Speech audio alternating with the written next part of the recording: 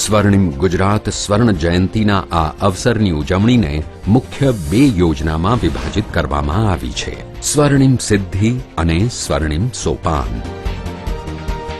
સ્વર્ણિમ સિદ્ધિનો ઉદ્દેશ છે રાજ્ય સરકારના વિભાગોની કાર્યવાહી વધુ વેગવંતી બનાવવાનો, જેથી લાંબા ગાળાના પ્રશ્નોનું કાયમી નિરાકરણ આવે, નાગરિક સેવાઓ વધુ સરળ અને વધુ લોકભોગ્ય બને તથા લોકોના જીવન ધોરણને ઊંચું લાવવા માટે વિશિષ્ટ કામગીરી હાથ ધરાશે. દરેક વિભાગ માટે અગાઉથી નક્કી થયેલા ધ્યેય લક્ષ્ય છે, જે દરેક વિભાગે 1/1/2011 સુધીમાં પૂરા કરવાના રહેશે. જ્યારે સ્વર્ણિમ સોપાનમાં છે 50 મુદ્દાનો કાર્યક્રમ. દૂરંદેશી વિચારોની સૂઝબૂઝ, યોગ્ય દિશા સૂચકતા અને સુઆયોજિત આ સ્વર્ણિમ સોપાન જ ગુજરાતના વિકાસનો રાજમાર્ગ બનશે. યુવા શક્તિ જાગૃત થશે, નારી શક્તિનો આત્મવિશ્વાસ વધશે, ગુજરાતની અસ્મિતા દીપી ઉઠશે, સમાજ જીવન ધબકતું બનશે અને આ સૌથી વિશેષ ગુજરાતનો સર્વાંગી વિકાસ થશે.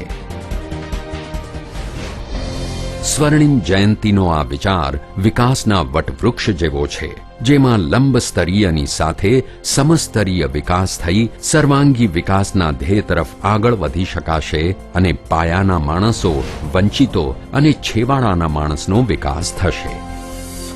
ગુજરાતનું લક્ષ્ય છે કે દેશની પ્રગતિની રાહનું પ્રથમ પગલું ગુજરાત બને. ભારતના વિકાસનું ગ્રોથ એન્જિન ગુજરાત બને. આ અવસરને ઉજવવા માટેના પ્રારંભિક ચરણ પર જ્યારે આપણે સૌ ભેગા થયા છીએ, ત્યારે બધા જ એક સાથે બેસી મંથન કરીએ.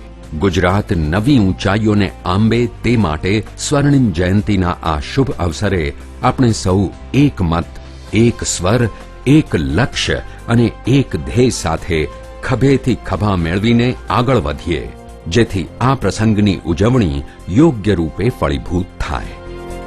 આપ આગળ આવો, પ્રેરણા આપો અને તન મનથી હિસ્સેદાર બનો.